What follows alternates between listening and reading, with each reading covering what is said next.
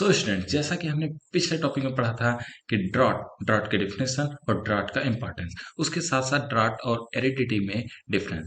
तो स्टूडेंट्स, इस टॉपिक में हम लोग जो सेकंड पार्ट है उसका कि ड्रॉट का क्लासिफिकेशन, उसके बारे में स्टडी करने जा रहे हैं।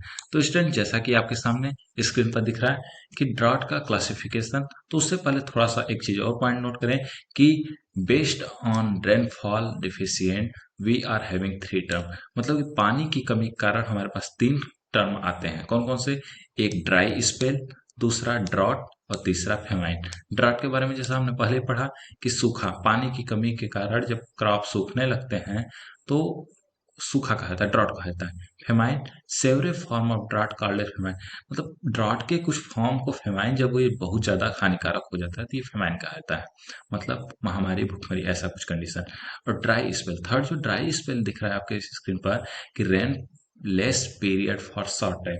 मतलब 10 दिन की बात करें या 15 दिन की बात करें, तो अगर लाइट सॉइल में 10 दिन, मतलब हल्की भूमियों में 10 दिन और भारी भूमियों में 15 दिन, अगर लगातार बारिश हो ही ना, क्या बारिश हो ही ना 15 दिन या 10 दिन लगातार, तो इस इंटरवल को क्या कहा जाता है? इस समय को क्या कहता है? ड्राई स्पेल कहा जाता है। जैसे बात करते हैं हम लोग, अगर जून 1 को बारिश हुआ लेकिन जून 11 तक बारिश ही नहीं हुआ, मानसून सीजन की बात करते हैं कि जून 11 तक बारिश नहीं हुआ, लाइट भूमि है, हल्की भूमि है, तो वहां पर बारिश नहीं, तो उस कंडीशन को जून 1 से जून 10 को क्या कहा जाएगा? लाइट ड्राई स्पेल कहा जाएगा। तो स्टूडेंट्स, आप ड्राई स्पेल के बारे में समझ चुके होंगे। उसके बाद आगे हम लोग बात करें क्लासिफिकेशन ऑफ ड्राफ्ट, जो हम लोग का मेन टॉपिक है। क्या? Classification of draft.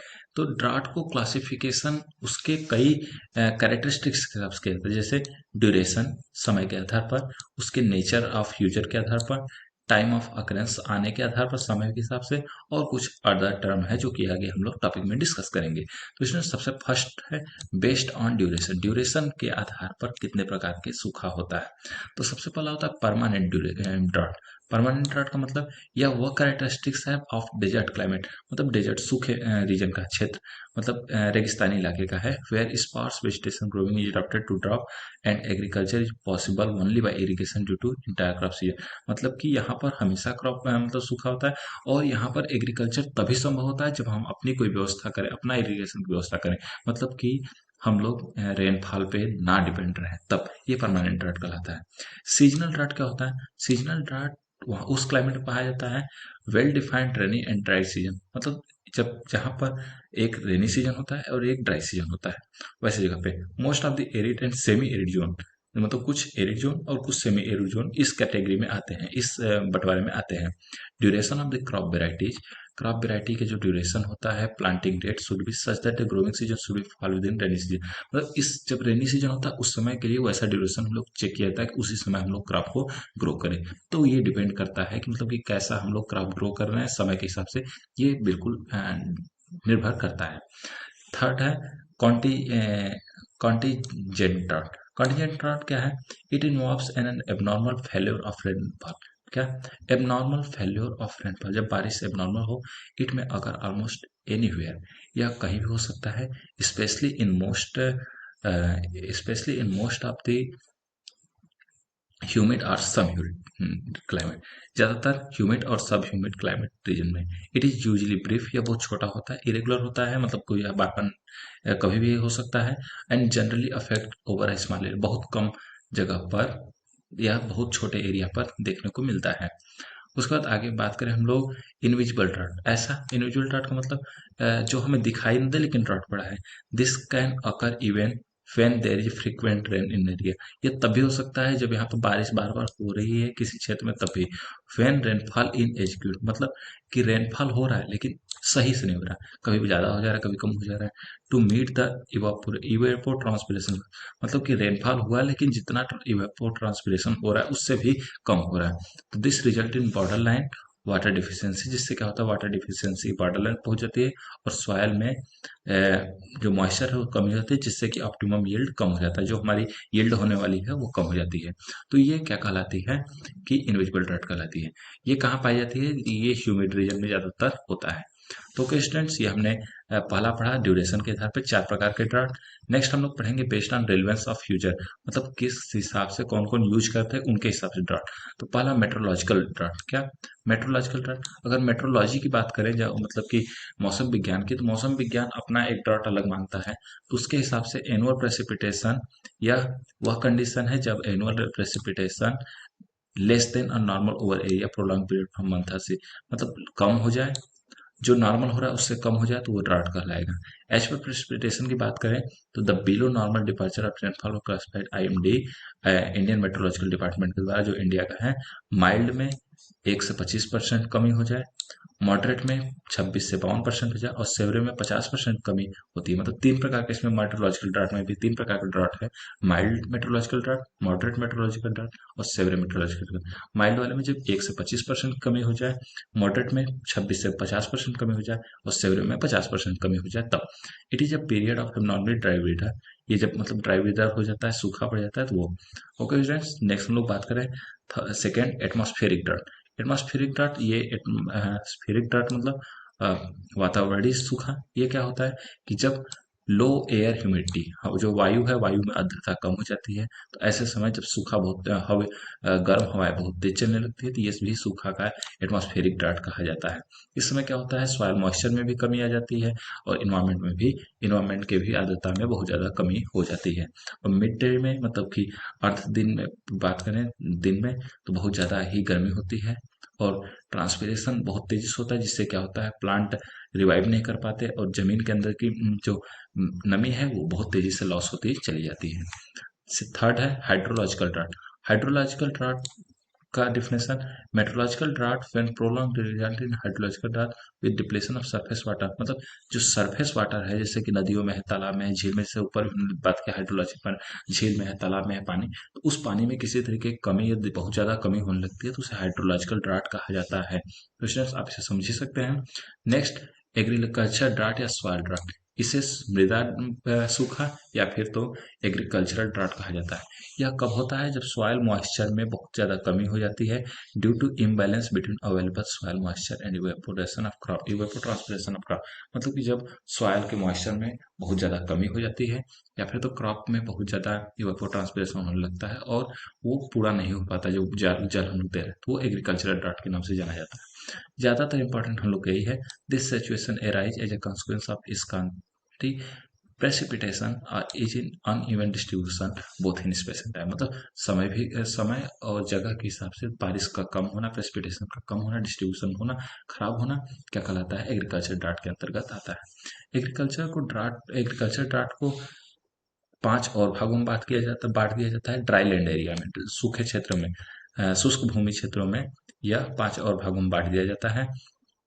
तो स्टूडेंट, जैसा कि आपके सामने पांचों है, क्या early season drought, early season drought, mid season drought और लेट सीजन और later terminal drought. Sorry students, यहाँ पर हमने 5 मेजर बताया, लेकिन ये थोड़ा सा मिस टाइप हो गया है, जो कि यहाँ 5 ना हो करके क्या होगा, 3 टाइप होगा, 3 मेजर टाइप्स होगा। अगर इसमें होगा तो मैं आपको कंफर्म करा दूंगा। ओके स्टूडेंट्स, तो यहाँ पे 3 होगा, 3 मेजर टाइप्स में होता है। जैसा कि अर्ली सीजन ड्राफ्ट, क्या अर्ली सीजन ड्राफ्ट क्या है, कि जब early season drought occurs due to delay in continuous sowing rain, मतलब जब बारिश, जब हम लोग सोविंग करना है तो उसी समय बारिश ना हो, तो वो क्या कहलाता है, अर्ली सीजन ड्राफ्ट कहलाता है। Farmer sow the seed by taking advantage of early rains, a long dry spell may lead to withering of, मतलब एकाएक ऐसा हो कि स्टार्टिंग में बारिश हो जाए, फार्मर उसी के भरोसे अपना बीज को बुआई कर दे, लेकिन कुछ कंडीशन क्या हो कि लंबी ड्राई स्पेल हो जाए, मतलब सूखा वाले दिन ज्यादा हो जाए बीच में, तो उससे क्या होगा कि सीडलिंग जो होगा, जो जो जम रहा है वो खराब हो जाएगा और क्रॉप अच्छे से तैयार नहीं हो पाएगा। तो ये अर्ली सीजन ड्राफ्ट के अंतर्गत आता है। मिड सीजन ड्राफ्ट क्या होता है, तो ये अकर होता है association with long gaps between two successive rain में, मतलब दो जो रेन होने वाले हैं, मतलब दो बारिश होने वाले, दो बारिश के बीच में ज्यादा लंबा गैप हो जाता है, जिसे मिड सीजन ड्राफ्ट कहा जाता है, जिससे क्या होता है, क्रॉप खराब हो जाता है। और थर्ड जो है, लेट सीजन और टर्मिनल ड्राफ्ट। लेट सीजन या टर्मिनल ड्राफ्ट क्या है, कि it is the crop contains encounter moisture stress due to reproductive stage during early stage. मतलब जैसा क्या बात करें कि जब क्रॉप बीच में तैयार होने वाला है, जब उसकी तैयारी होने वाली है लेकिन उस समय ही बारिश ना हो। जैसे समझिए कि अगर हम लोग पैडी बोए हैं तो पैडी में जब फ्लावरिंग हो रही है तो अगर उस समय पानी न बरसा या पानी कमी हो गई तो वो लेट सीजन या टर्मिनल ड्राउट कहा जाता है। उस समय मैच्योरिटी के समय बहुत ज़्यादा जरूरी होता है, फ्लावरिंग के समय फिर डफिंग के समय कि पानी का अवेलेबिलिटी। नेक्स्ट बात करें other terms to describe drought. कुछ और टर्म है जिसे जो ड्राउट को डिस्क्राइब करते हैं। तो जैसे पहला है रिलेटिव या अपीरेंट ड्राउट। रिलेटिव या अपीरेंट ड्राउट क्या कहलाता है कि this the drought for one crop may not be drought situation for another crop. मतलब कि किसी एक क्रॉप के लिए सूखा ये नहीं डिपेंड करता कि दूसरे के लिए भी सूखा हो सकता है। क्यों? क्योंकि ये mismatch between soil moisture condition और क्रॉप सिलेक्शन, जैसा जैसा क्रॉप लिया है या फिर सॉइल मॉइस्चर के हिसाब से होता है। जैसे एग्जांपल में लिया है a condition may be drought situation from growing rice but same situation may not be drought from growing ground. मतलब एक ऐसा सिचुएशन जब हम लोग कहें कि यह राइस के लिए पैडी के लिए ड्रॉट है, मतलब धान हमने बुआई किया लेकिन उसके लिए तो सूखा है। लेकिन उसी कंडीशन बात करें कि वह ग्राउंडनट के लिए सूखा है कि नहीं, तो नहीं, वह ग्राउंडनट के लिए सूखा नहीं। जैसे हम लोग के यहाँ अभी इस ईयर की बात करें, अभी प्रेजेंट जो हमने बात कर रहे हैं, तो हमारे यहाँ क्या हुआ कि धान इतना बारिश नहीं हुआ कि हमारे यहाँ धान की बुआई हो पाए। बुआई कुछ लोग किए लेकिन वो सूखा ही पड़ा हुआ है। लेकिन यहाँ पर जो टमाटर और मिर्चा लगाए उनके लिए वह ड्राउट नहीं था। तो यही कंडीशन आ जाती है रिलेटिव या अपीरेंट ड्राउट में। सेकंड है फिजियोलॉजिकल ड्राउट। फिजियोलॉजिकल ड्राउट क्या होता है? तो रिफर्स टू अ कंडीशन, या उस कंडीशन को दर्शाता है where crop are unable to absorb water from soil even when water is available. मतलब सॉइल में पानी हो लेकिन जो हमारा क्रॉप हो वह एब्जॉर्ब न कर पाए due to high osmotic pressure of soil solution due to increase soil concentration. मतलब जब सॉइल कंसंट्रेशन में बहुत ज्यादा हो जाए और उसका ऑस्मोटिक प्रेशर बढ़ जाए, तो जब ऑस्मोटिक प्रेशर बढ़ जाएगा तो हम लोग अगर बॉटनी की बात करें तो वहां पर रूट में एब्जॉर्प्शन होगा ही नहीं, और जब रूट में एब्जॉर्प्शन नहीं होता तो वहां पर फिजियोलॉजिकल ड्राउट होता है। यह उस कंडीशन में देखा जाता है कि सैलाइन और एल्कलाइन सॉइल में, जब सैलाइन एल्कलाइन सॉइल में मिनरल्स का कंसंट्रेशन बढ़ जाता है तो ऐसे कंडीशन में प्लांट एब्जॉर्ब नहीं कर पाता और डिफिशियंट ऑफ वाटर सप्लाई के कारण वहां पर फिजियोलॉजिकल ड्राउट पड़ जाता है, सूखा पड़ जाता है। तो स्टूडेंट्स हमने यहाँ पर देख लिया कि ड्रॉट कितने प्रकार के होते हैं। तो स्टूडेंट्स कुछ और थोड़ा सा बात करें इसमें इंपॉर्टेंस की। Important cause for agriculture drought, मतलब ड्रॉट क्यों होता है? तो इनएडिक्वेट प्रेसिपिटेशन, बारिश कम होने की वजह से। इरेडिकेटेड डिस्ट्रीब्यूशन, मतलब एक बराबर बारिश न होने की वजह से, या फिर long dry spell in the monsoon, monsoon के समय लंबी ड्राई स्पेल की वजह से। Late onset of monsoon, monsoon के समय जब लेट मानसून आ जाए तब, या फिर पहले ही मानसून आ जाए तो भी, या फिर lack of proper crop management, अगर हम लोग मृदा और क्रॉप का अच्छे से मैनेजमेंट ना करें तो भी यह कंडीशन आती है। तो स्टूडेंट्स हमने इसमें क्या क्या पढ़ा? क्लासिफिकेशन ऑफ ड्राउट, उसके साथ साथ टर्म के बारे में पढ़ा कि ड्राउट, फेमाइन और ड्राई स्पेल क्या होता है, और ड्राउट किन कारणों से होता है, एग्रीकल्चर ड्राउट के मेन कारण क्या है। तो स्टूडेंट्स आज के लिए इस टॉपिक में बस इतना ही। हम लोग मिलेंगे नेक्स्ट टॉपिक में नेक्स्ट लेक्चर के साथ। तब तक के लिए धन्यवाद।